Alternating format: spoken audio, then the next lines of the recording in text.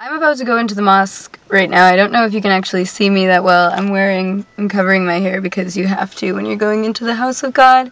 And I'm kind of really scared right now. Really, really scared. And nervous. Really nervous.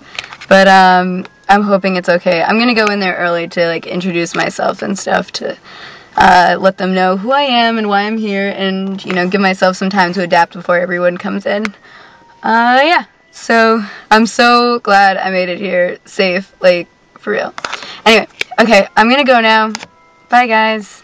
So this is week 2, and I'm going to tell you what I learned on, let me see, was it December, no, not December, whoa, November 17th. So I went to the mosque, and I arrived, and it wasn't actually a mosque building like I thought it would be, so I was a little confused. You had to actually go on to like a second floor, and then there was a door for women, which actually I accidentally stumbled upon. I accidentally walked into the right door, and then there's another door for men, and in between is where you put your shoes, because you're not allowed to wear shoes in the mosque. When I walked in, a sister was, you know, I talked to her. I was obviously really nervous, and she helped me out. She was very kind and very, very helpful. Let's see.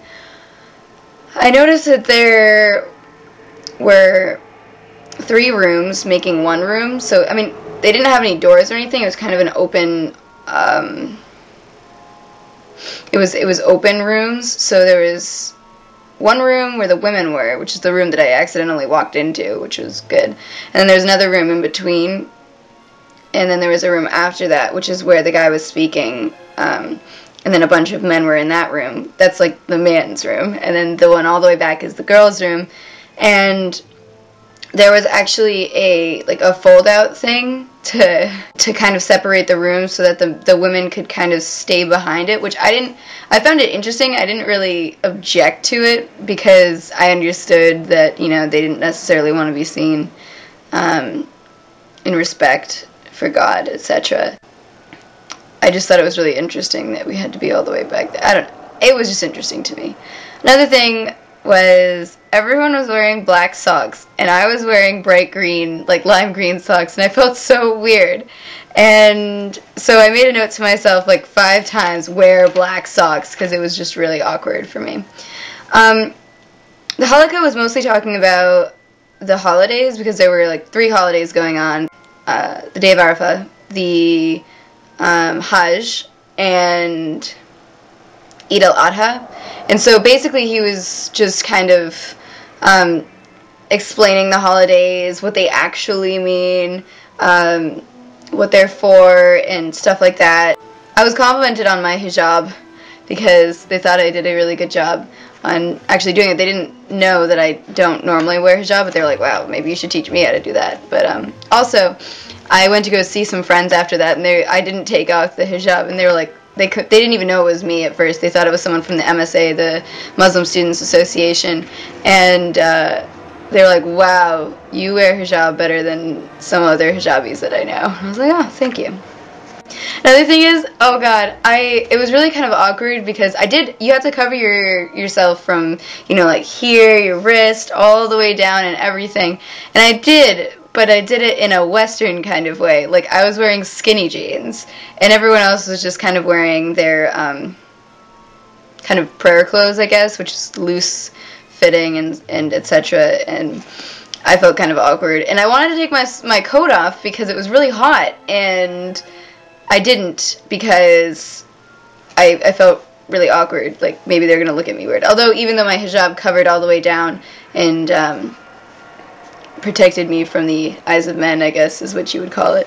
And so I attempted to take it off first, and then I was like, no, never mind. So I put it back on. And then, I think maybe 2 minutes later, I tried to take it off again, and I was failing because I was up against the wall. So a woman who was sitting in a chair next to me, I was sitting on the ground, she helped me take off my jacket, and I was like, oh, you're so cute. And it made me really happy. Everyone was really, really, really nice, and I loved it.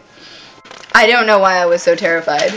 I feel a lot better now. So some things that they were talking about were the MSA at the college nearby, which is what I was talking about earlier, the Muslim Student Association, and how most of the people there aren't actually, like, devout Muslims, and And the guy also wanted to know, the guy who asked the question at the end kind of wanted to know how to deal with them and try and lead them back onto the path of righteousness. And they also talked about he wanted to know how to interact with women. And apparently there's a certain way to interact with women. I guess we're going to talk about it the next time that they have halakha. I'll talk a little bit about that later. The guy who was speaking talked about single-parent same-sex marriage.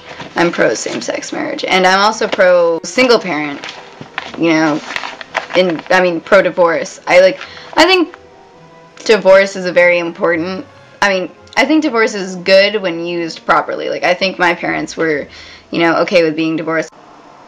There's too much divorce. That's what I think. People are getting married and then being getting divorced months later or a year later or something. And I think that's an issue. My parents were married for 25 years and then they got divorced because, I don't know, they realized their differences and they tried to stay together, but it was a lot more healthy for them to be apart. And I think that the issue with divorce is people getting married for a month or something, people who don't really think marriage is that holy or that important or that great. You know, it's kind of getting shoved in the dirt. Not many people think marriage is that sacred anymore. And I think that's what, you know, that kind of divorce should be. That kind of marriage, I disagree with that kind of divorce. I think that divorce is okay when used the way that my parents used it, whereas getting married and not thinking that marriage is sacred and then divorcing a few months later or maybe 3 years later, I just think that's ridiculous. I agree with him in that way, but not in a way that it's more beneficial for them to get divorced. And apparently Islam forbids shaving the head of women. I didn't really know that. I don't know how that came on topic, but I wrote it down. And heels, and how heels... Okay. I love makeup, heels, and dressing up. All those three things.